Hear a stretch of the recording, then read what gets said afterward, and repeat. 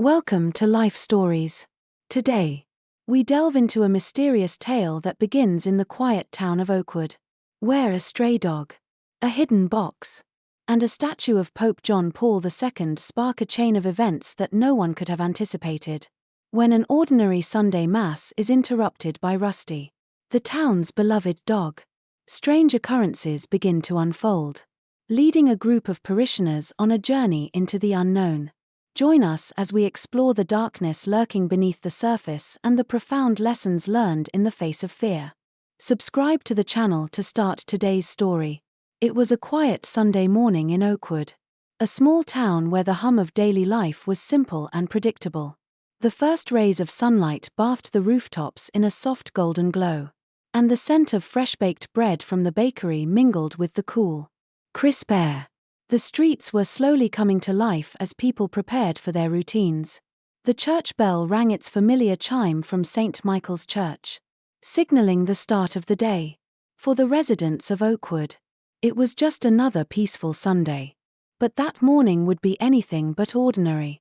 Father Thomas, the parish priest, had been serving the small community of Oakwood for many years.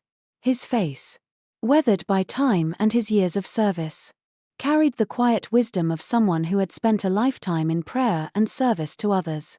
His hair, now graying, had become a symbol of the years of care he had given to his parishioners. As usual, Father Thomas stood before the altar in the chapel, preparing for Mass. His eyes lingered on the statue of Pope John Paul II, which had recently been added to the church. The statue was a gift from an anonymous benefactor, meticulously sculpted with striking detail. Yet every time Father Thomas looked at it, he felt a twinge of unease. He couldn't explain it, but there was something about the statue that didn't sit right with him. It wasn't the statue itself, it was the feeling that seemed to linger in the air around it. The church filled with familiar faces. Clara, the town's librarian, with her warm smile and gentle demeanor, arrived as she always did. She sat in her usual pew, the one closest to the front, where she could take in every word of the Mass with quiet devotion. Marcus, the blacksmith, followed shortly after, his strong, calloused hands bearing the marks of years spent in hard labor. He was a man of few words, but his heart was as tender as any, and he never missed a Sunday Mass. At the back of the chapel, Sarah, the choir leader, hummed softly to herself, arranging the hymn books with care. She was always calm, always collected. There was comfort in their regular presence, in the rhythms of their lives. As Father Thomas led the congregation in prayer, the serenity of the morning Mass was suddenly interrupted. The church doors swung open with an unexpected bang, sending a ripple of surprise through the congregation. Rusty, the town's beloved stray dog, darted inside, his wiry, reddish-brown fur ruffled as he rushed down the aisle, his paws clicking sharply against the stone floor. His eyes, usually filled with a friendly, carefree gleam, were wide with alarm. His tail, which would usually wag happily as he roamed the church, was stiff, his movements frantic. Father Thomas paused, startled, as the dog bounded up to the altar. Rusty stopped in front of the statue of Pope John Paul II, his gaze fixed intensely on it. He began barking loud, insistent barks that echoed through the small chapel, reverberating off the stone walls. The sound was frantic, filled with an energy that unsettled everyone in the room. The parishioners looked at each other in confusion. What had caused Rusty, who had always been known for his gentle nature, to behave this way? Why was he so fixated on the statue? Father Thomas stepped forward, calling out gently, "Rusty, what's wrong?" But the dog didn't budge. His eyes were locked on the statue, and his barking grew more intense, almost as if trying to warn them of something. Clara, her brow furrowed, leaned over to Marcus and whispered, "Maybe he's just excited. Maybe something caught his attention." But Marcus, who had known Rusty for years, shook his head. "I've seen him chase his tail like a fool. "But I've never seen him like this," he murmured, his voice tinged with concern. The barking stopped abruptly, as suddenly as it had started. Rusty lowered his head, his tail wagging nervously as he paced around the base of the statue. The entire congregation watched in frozen silence. The moment was thick with tension, as if the very air in the chapel had become heavier. Father Thomas stepped closer to the statue, kneeling by Rusty and running his hand over the base. His fingers brushed against something odd, a faint crack that he hadn't noticed before. It was too uniform to be natural, too deliberate. Father Thomas sat back on his heels, his heart racing. "What is this?" he whispered, his mind already racing ahead. That night, sleep evaded him. Father Thomas lay awake, staring at the ceiling of the rectory, his mind replaying the strange events of the day. The crack in the statue, the way Rusty had acted, the strange energy that seemed to pulse through the chapel. It wasn't just a coincidence. Something was wrong, something deep and unsettling. Around midnight, unable to shake the feeling, Father Thomas got up and walked to his window. As he peered out into the darkness, he spotted Rusty sitting outside the chapel, staring intently at its doors, as if waiting for something. Father Thomas's heart skipped a beat. Still watching. "Old boy," he murmured softly. A shiver ran down his spine, but he couldn't tell if it was from the cold or the unease that had been slowly creeping into his thoughts. In the quiet of the town, as the world around him continued its slow, peaceful rhythm, Father Thomas felt a sense of dread that he couldn't shake. Something had changed. The normalcy of Oakwood, the simplicity of its days, was slipping away, and in its place was something darker, something more mysterious. Something had been awakened. That was the moment he knew life in Oakwood would never be the same again. The next morning, the town of Oakwood awoke to its usual quiet hum. But for Father Thomas, there was no peace to be found in the soft light filtering through his window. He arrived early at St. Michael's Church, feeling an unshakable weight settle in his chest. His thoughts kept returning to Rusty's strange behavior and the crack he had discovered at the base of the statue of Pope John Paul II. He couldn't dismiss the feeling that something far greater was at play. As he opened the chapel doors, the familiar scents of incense and old wood greeted him, but they couldn't soothe the unease growing in his mind. His eyes immediately fell upon the statue, its gaze fixed in an eternal blessing upon the congregation. But now, somehow, it felt as though that gaze was sharper, more discerning, almost as though the statue was aware of something the others were not. Father Thomas approached it once more, running his hand gently over the base, where he had discovered that faint crack. His fingers paused there again, tracing its surface. The crack was subtle, but it felt wrong, like a hidden wound on an otherwise perfect structure. He stepped back, rubbing his temples. Something was calling to him, some inner instinct warning him that he was on the cusp of uncovering a truth he was not prepared for. His breath caught in his chest as he realized that the crack wasn't just an imperfection in the statue's stonework, it was the beginning of something much more troubling. It was then that the others began to arrive. Clara, as usual, was the first to enter. Her presence was calm, though there was a slight edge of uncertainty in her eyes today. "Morning, Father," she said softly, her voice warm but carrying the weight of something unspoken. "Is everything all right?" Father Thomas met her gaze and nodded, though the tightness in his chest made it hard to speak. "I'm not sure," he confessed. "There's something about this place, about the statue." He didn't want to admit it to himself, but the crack had unsettled him more than he had anticipated. Marcus, the blacksmith, followed Clara into the church. His hands, usually so steady and capable, were clenched tightly, as if trying to contain a storm inside him. He had always been a man of few words, but today he seemed more reserved than ever, his gaze shifting uncomfortably toward the statue. As soon as he saw Father Thomas's troubled expression, he knew something was wrong.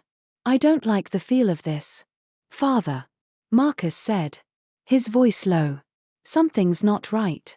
It's like there's a presence here. A darkness. If you will. Father Thomas felt his heart skip at the words. I know what you mean. There's an energy in this chapel. And it's not a peaceful one. He couldn't explain it. But he could feel it in his bones. The air seemed thick with something unseen. Something that stretched far beyond what the human eye could perceive. It was then that Sarah, the choir leader, arrived, humming softly to herself as she carried the hymn books in her arms. As she entered the chapel, her usual serene expression faltered. Is it just me? Or does the chapel feel heavy today? She asked, her eyes darting toward the statue. There was an unease in her voice that Father Thomas hadn't heard before. That's exactly how I feel. Father Thomas responded. We need to get to the bottom of this. The group gathered near the statue. Their collective unease palpable. They stood together, each silently acknowledging the growing sense of dread hanging over them. It was Clara who broke the silence. Her voice barely above a whisper. We need to find out what's beneath this statue. Whatever it is. It's been here long before any of us. And it's not just this statue. It's everything, the way the town feels. The way the church feels. It's like something's been waiting. Father Thomas took a deep breath. Rusty knew something. I can feel it. We need to investigate. Whatever's hidden here, it has to be uncovered. With a shared resolve, they carefully examined the statue, their fingers brushing the base, searching for any other clues. As they worked, Rusty appeared at the chapel's door once again, just as the group was ready to pry further. The dog's presence seemed to be a sign, and they hesitated for a moment as he looked up at them. His tail wagging nervously, Father Thomas stepped toward the dog, his heart heavy with a sense of foreboding. What is it? Rusty, he whispered, feeling as if the dog understood more than they did. Rusty let out a soft whine and sat down, his eyes never leaving the statue. It was as though he was urging them on, urging them to proceed. And so, with the dog's silent encouragement, they took their first step toward uncovering the truth. Marcus and Father Thomas began working carefully to remove the stone, guided by the crack they had found earlier. It was a slow and methodical process, each movement heavy with the weight of what they might discover. Finally, after what felt like hours, the stone shifted, revealing a hollow space beneath it. The air that escaped was cool and stale, as though it had been trapped for centuries.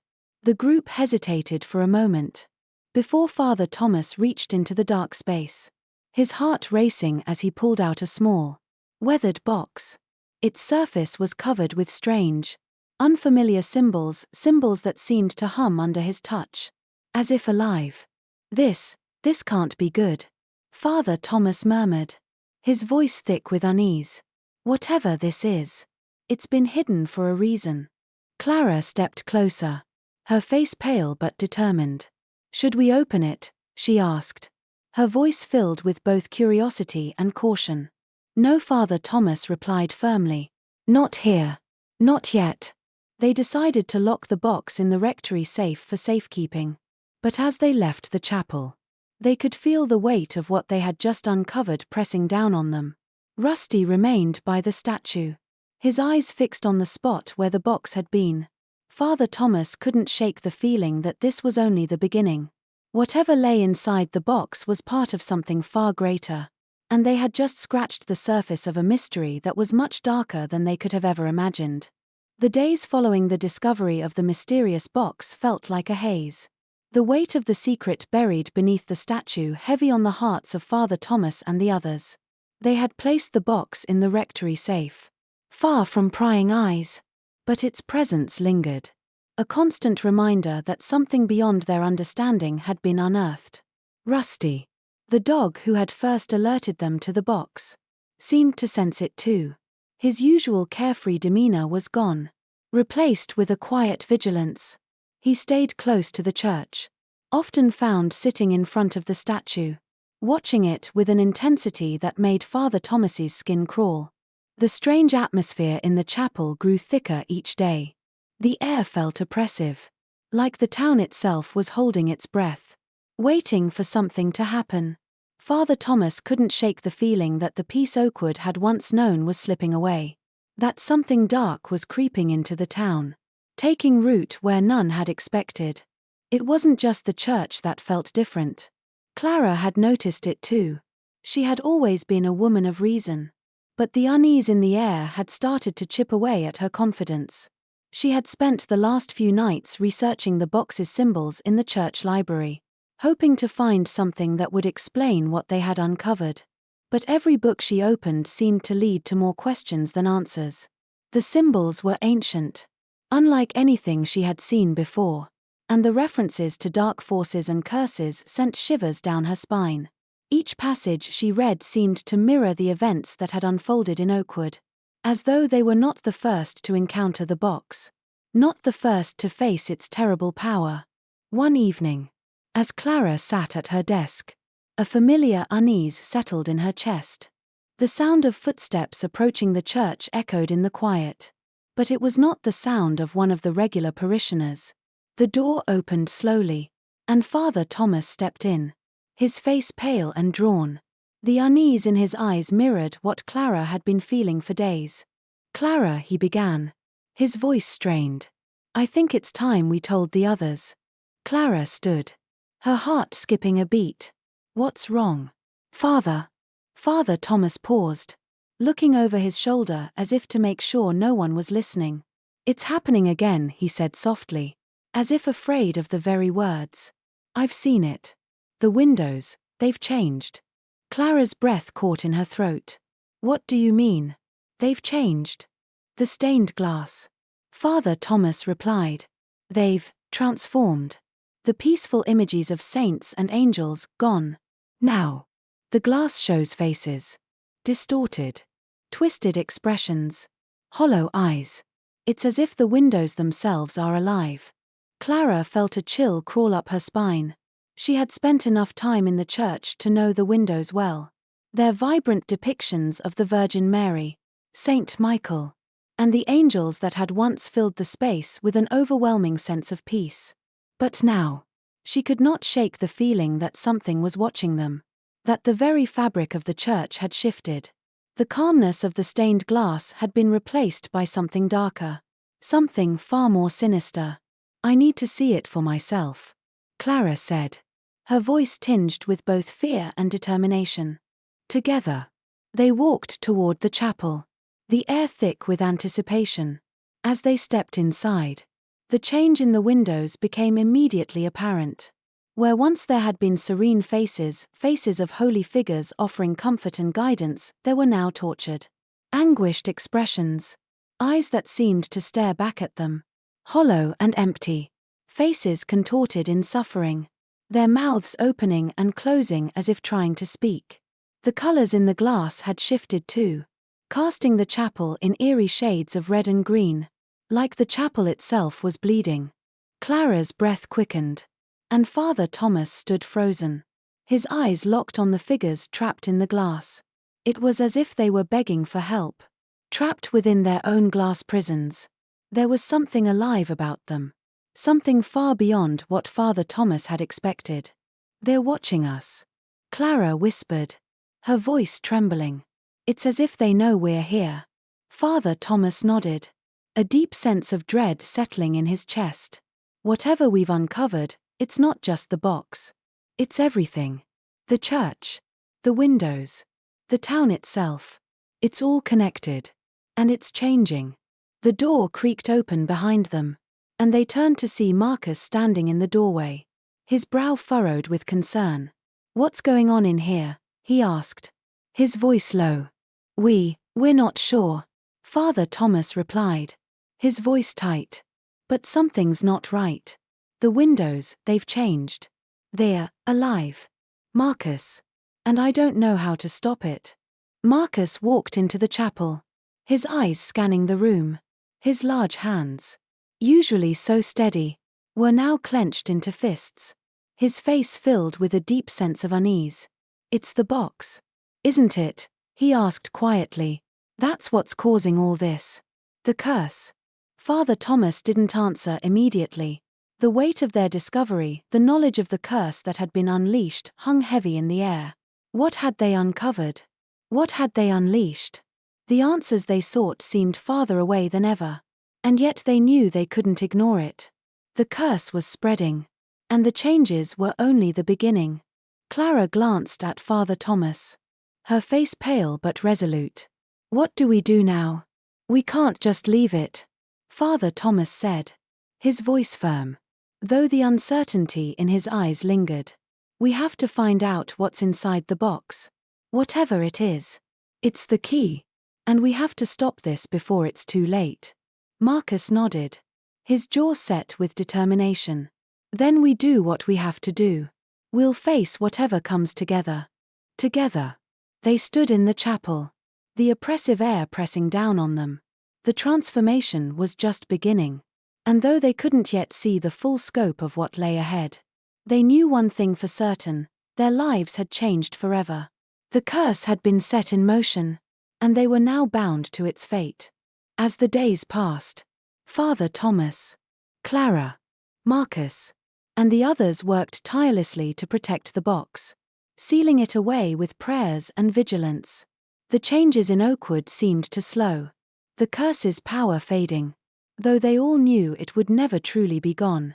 The town returned to its quiet rhythm. But the memory of that dark time lingered, a reminder of the strength they had found within themselves and the bonds they shared. Rusty, ever the loyal guardian, continued to watch over the chapel, a silent protector of the secrets it held. The mystery was far from over. But they had learned a profound truth: even in the face of darkness, there was always light. As long as they stood together. The curse had tested them, but they had emerged stronger. Don't forget to subscribe to the channel for more life stories and unforgettable tales.